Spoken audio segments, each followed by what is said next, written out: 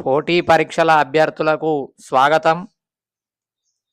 భారత రాజకీయ వ్యవస్థ, రాజ్యాంగ అవలోకనం మరియు పరిపాలనలో భాగంగా పౌరసత్వం గురించి ఈ వీడియోలో తెలుసుకుందాం. రెగ్యులర్గా ఫాలో కాగలరు.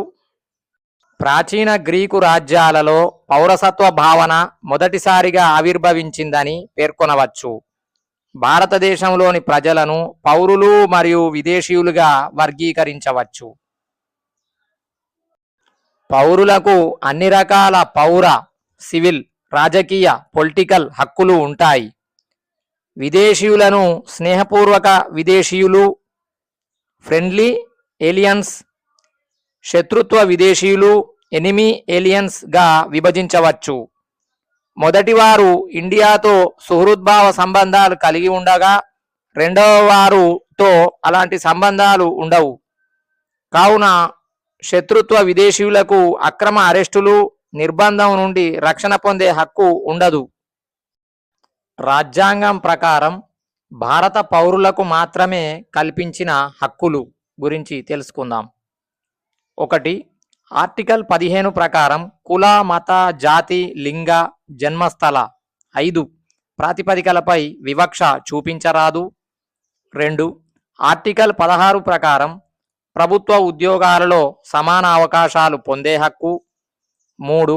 ఆర్టికల్ 19 ప్రకారం వాక్, భావ ప్రకటన, సంచార, స్థిర నివాస, సంఘాలు ఏర్పరచుకునే, సమావేశాలు ఏర్పాటు చేసుకునే స్వేచ్ఛ హక్కులు. 4.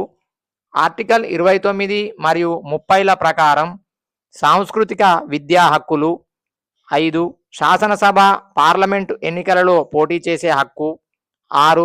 ఎన్నికలలో ఓటు వేసే హక్కు. 7. రాష్ట్రపతి, ఉపరాష్ట్రపతి, ప్రధానమంత్రి, ముఖ్యమంత్రి, సుప్రీంకోర్టు, హైకోర్టు న్యాయమూర్తులు, రాష్ట్ర గవర్నర్ వంటి ప్రజా సంబంధమైన పదవులకు అర్హత కలిగి ఉండటం.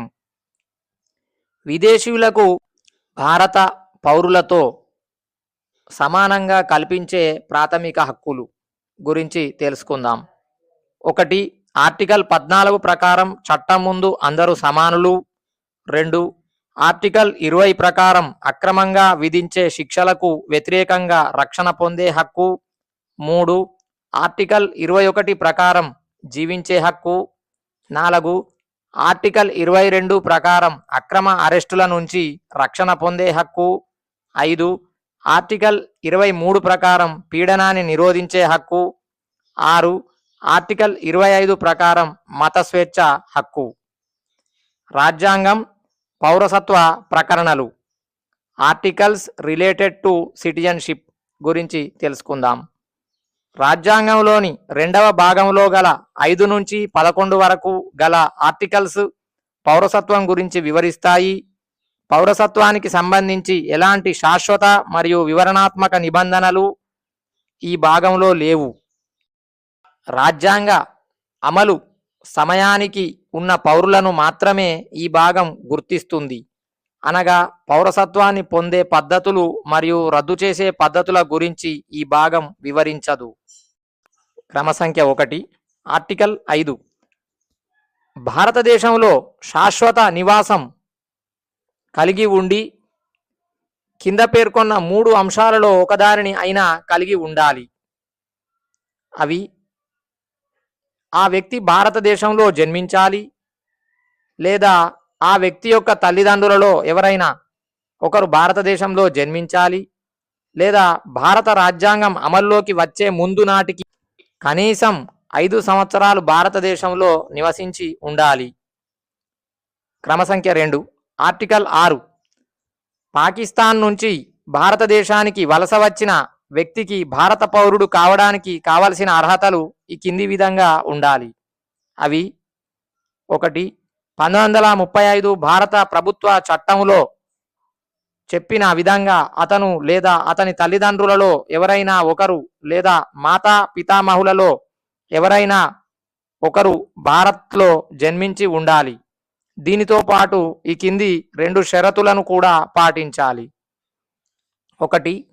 ఒకవేళ ఆ వ్యక్తి 1948 జూలై 19 కంటే ముందుగానే భారత్కు వలస వస్తే అతడు వలస వచ్చిన సమయం నుండి భారత భూభాగంలో సాధారణ నివాసం పొంది ఉండాలి. 2. ఒకవేళ ఆ వ్యక్తి 1948 జూలై 19 రోజున లేదా ఆ తర్వాత భారత్కు వలస వస్తే తాను సమర్పించిన ఒక దరఖాస్తు ఆధారంగా భారత ప్రభుత్వం నియమించిన అధికారిచే భారత పౌరుడిగా రిజిస్టర్ చేయబడి ఉండాలి. ఈ విధంగా రిజిస్టర్ చేయబడాలంటే ఆ వ్యక్తి తాను సమర్పించిన దరఖాస్తు తేదీ నుండి భారత్లో కనీసం 6 నెలల సాధారణ నివాసం పొంది ఉండాలి. క్రమ సంఖ్య 3 ఆర్టికల్ 7. ఒక వ్యక్తి 1947 మార్చి 1 తర్వాత పాకిస్తాన్కు వలస వెళ్ళి తర్వాత భారత్లో స్థిర నివాసం కోసం తిరిగి వచ్చినప్పుడు అతడు భారత పౌరసత్వం పొందాలంటే దాని రిజిస్ట్రేషన్ కొరకు చేసే దరఖాస్తుకు ముందు కనీసం 6 నెలలు భారత్లో నివాసం పొంది ఉండాలి. క్రమ సంఖ్య 4 ఆర్టికల్ 8. ఈ ప్రకరణ విదేశాలలో నివసిస్తున్న భారత సంతతికి చెందిన వ్యక్తులు పర్సన్స్ ఆఫ్ ఇండియన్ ఆరిజిన్ భారత పౌరసత్వాన్ని పొందడానికి ఉద్దేశించినది. దీని ప్రకారం ఒక వ్యక్తి గాని లేదా అతని తల్లిదండ్రులలో ఎవరో ఒకరు లేదా మాతా పితామహులలో గ్రాండ్ పేరెంట్స్ ఎవరో ఒకరు అవిభాజ్య భారత్లో జన్మించినట్లయితే ఆ వ్యక్తి ప్రస్తుతం తాను నివసిస్తున్న దేశంలో ఉన్న భారత రాయబార ప్రతినిధి చేత రిజిస్ట్రేషన్ చేసుకున్నట్లయితే అతడికి భారత పౌరసత్వం లభిస్తుంది.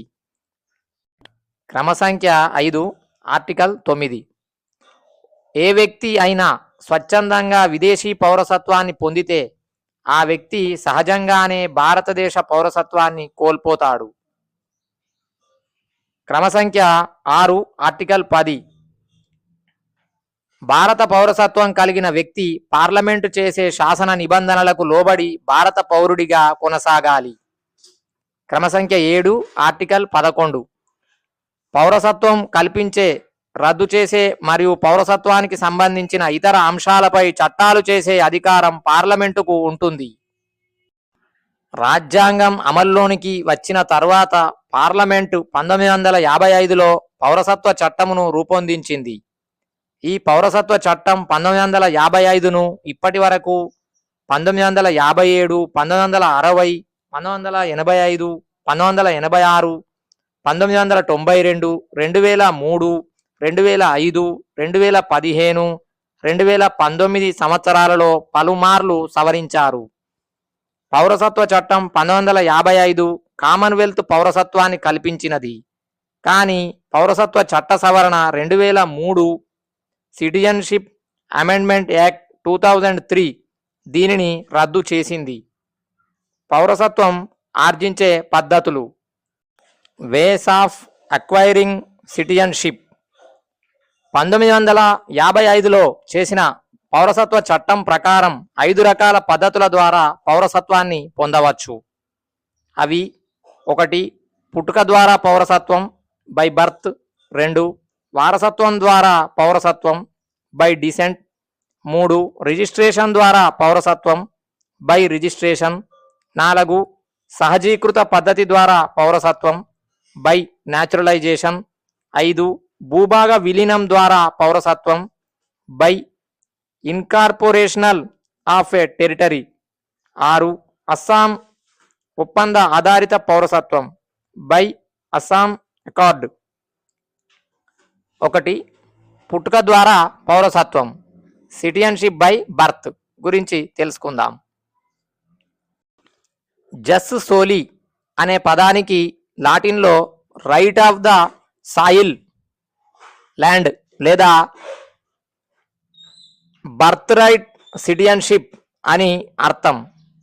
1950 జనవరి 26 నుంచి 1987 జూలై 1కి ముందు వరకు భారతదేశంలో పుట్టిన ప్రతి వ్యక్తి భారతీయ పౌరుడవుతాడు.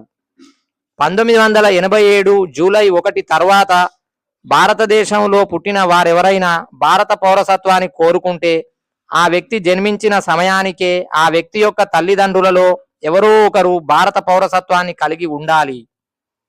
2004 డిసెంబర్ 3 రోజున లేదా ఆ తర్వాత కానీ భారతదేశంలో పుట్టినవారు భారత పౌరసత్వాన్ని కోరుకుంటే ఆ వ్యక్తి జన్మించిన సమయానికే తన తల్లిదండ్రులు ఇద్దరు లేదా ఎవరో ఒకరు భారత పౌరుడై ఉండాలి.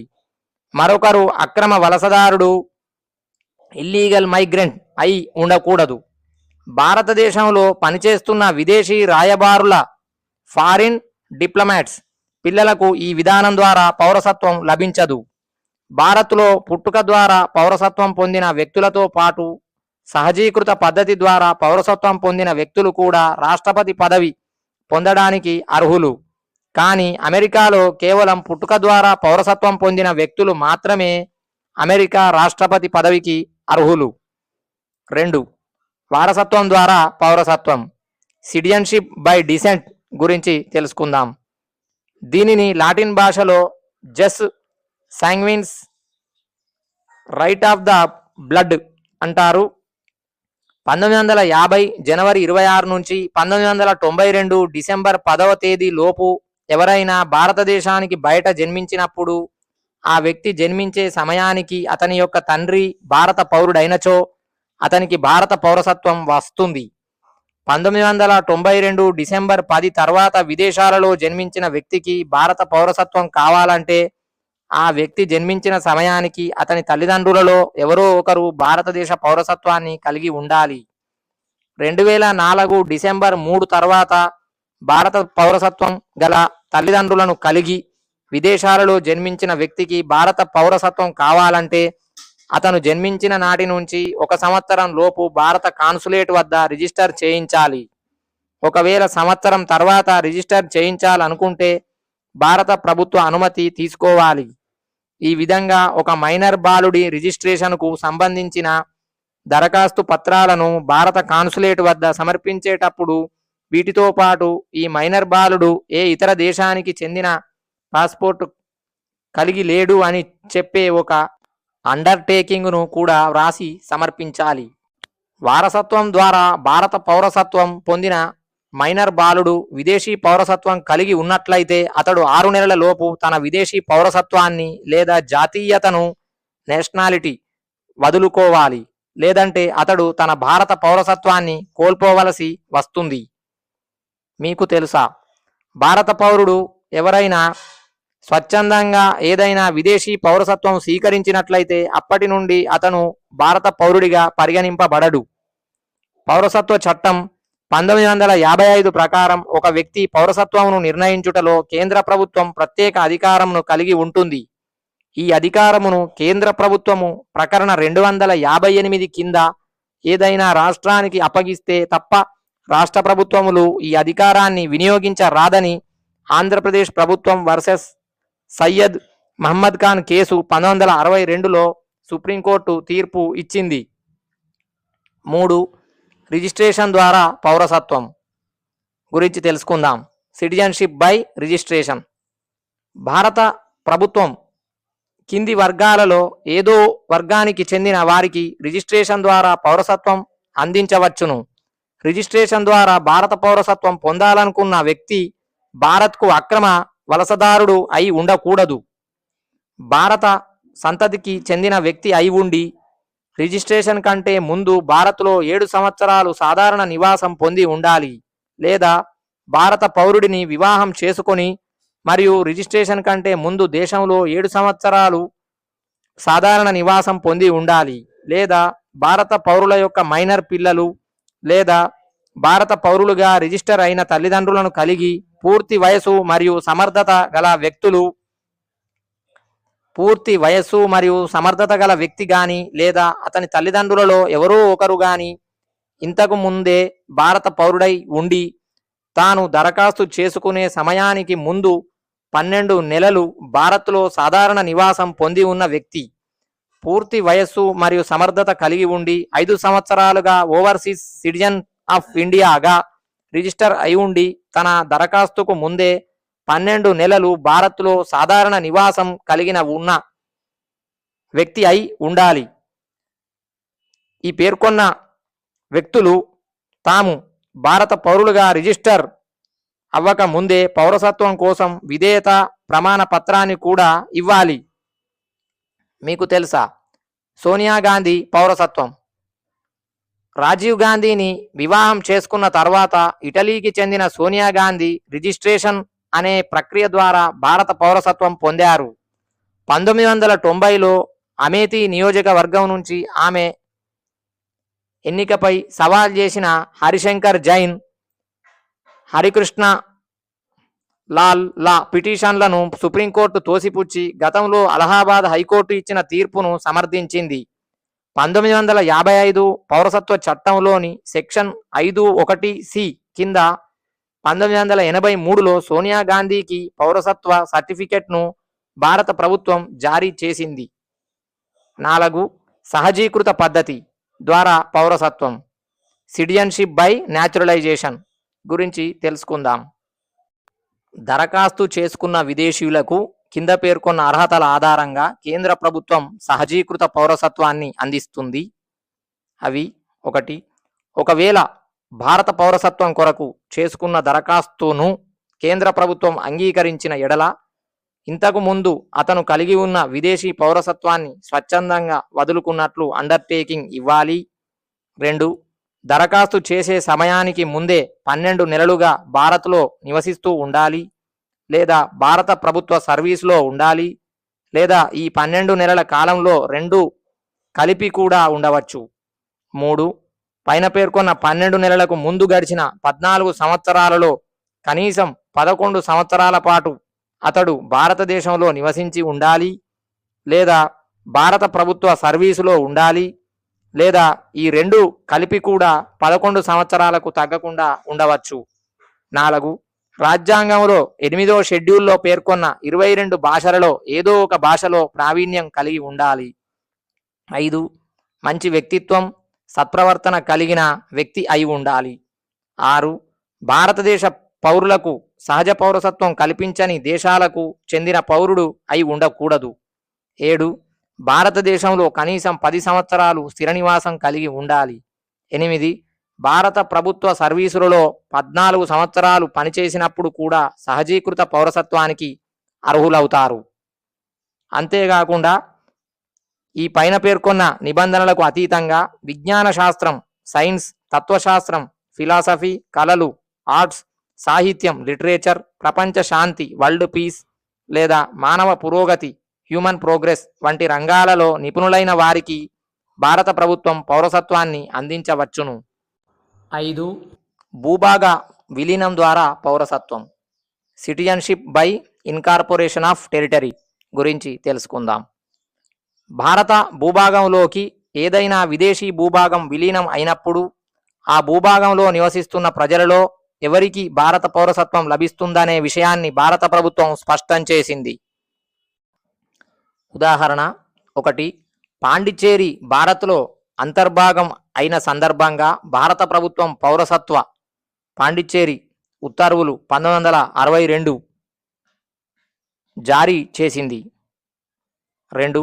గోవా, డామన్ మరియు డయ్యూలు భారత్లో అంతర్భాగం అయిన సందర్భంగా భారత ప్రభుత్వం గోవా, డామన్ మరియు డయ్యూ పౌరసత్వ ఉత్తర్వులు 1962 జారీ చేసింది. 6. అస్సాం ఒప్పందం క్రిందకు వచ్చే వ్యక్తుల పౌరసత్వానికి సంబంధించిన ప్రత్యేక నిబంధనలు గురించి తెలుసుకుందాం. పౌరసత్వ సవరణ చట్టం 1985, అస్సాం ఒప్పందం, అస్సాం అకార్డ్ కిందకు వచ్చే వ్యక్తుల పౌరసత్వం కొరకు కొన్ని ప్రత్యేక నిబంధనలు ప్రవేశపెట్టింది. అవి: 1. 1966 జనవరి 1 కన్నా ముందు బంగ్లాదేశ్ నుండి భారత్కు చేరిన భారత సంతతికి చెందిన వ్యక్తులందరూ మరియు అస్సాంలో ప్రవేశించినప్పటి నుండి సాధారణ నివాసులుగా అస్సాంలోనే ఉన్న భారత్ సంతతికి చెందిన వ్యక్తులందరూ 1966 జనవరి 1 నుండి భారత పౌరులుగా గుర్తింపబడతారు. 2. 1966 జనవరి 1 మరియు 1971 మార్చి 25 మధ్య కాలంలో బంగ్లాదేశ్ నుండి భారత్లోకి ప్రవేశించిన భారత సంతతికి చెందిన ప్రతి వ్యక్తి ఈ కింది సందర్భాలలో భారత పౌరుడిగా గుర్తింపబడతారు. అవి: 1. ఆ వ్యక్తి అస్సాంలో ప్రవేశించిన సమయం నుండి సాధారణ నివాసిగా కొనసాగినప్పుడు. 2. ఆ వ్యక్తి విదేశీయుడిగా గుర్తింపబడితే తన రిజిస్ట్రేషన్ పూర్తి చేసుకున్నప్పుడు. ఈ విధంగా రిజిస్ట్రేషన్ చేయించుకున్న వ్యక్తి విదేశీయుడిగా గుర్తింపబడి 10 సంవత్సరాలు పూర్తి అయిన రోజు నుండి అతను అన్ని విధాల భారత పౌరుడిగా గుర్తింపబడతారు. ఈ 10 సంవత్సరాల కాలంలో అతడు భారత పౌరుడికి గల హక్కు మినహా అన్ని హక్కులు మరియు బాధ్యతలు కలిగి ఉంటాడు. అయితే అక్రమ వలసదారులు ముఖ్యంగా బంగ్లాదేశ్ మరియు చుట్టుపక్కల దేశాల నుండి వస్తున్నారు. కావున వీరిని గుర్తించడానికి పౌరసత్వ చట్టం 1955 అస్సాం ఒప్పందమును ఆధారంగా తీసుకున్నారు. జాతీయ పౌరుల పట్టిక లేదా దస్త్రం, national register of citizens NRC, ఒక సార్వభౌమ దేశంలో తమ పౌరులు కాని వారిని గుర్తించే చర్యను లేదా లిస్టును ఎన్ఆర్సి అంటారు. మన దేశంలో 1951 జనాభా గణన ఆధారంగా 1951లో మొదటిసారిగా ఎన్ఆర్సిని రూపొందించారు. సుప్రీంకోర్టు 2013లో ఎన్ఆర్సి తయారు చేయమని, అక్రమ వలసదారులని ఇల్లీగల్ మైగ్రెంట్స్ గుర్తించి పంపాలని ఆదేశాలు జారీ చేయగా 2015లో అసోంలో ప్రక్రియ ప్రారంభమైంది. Thank you.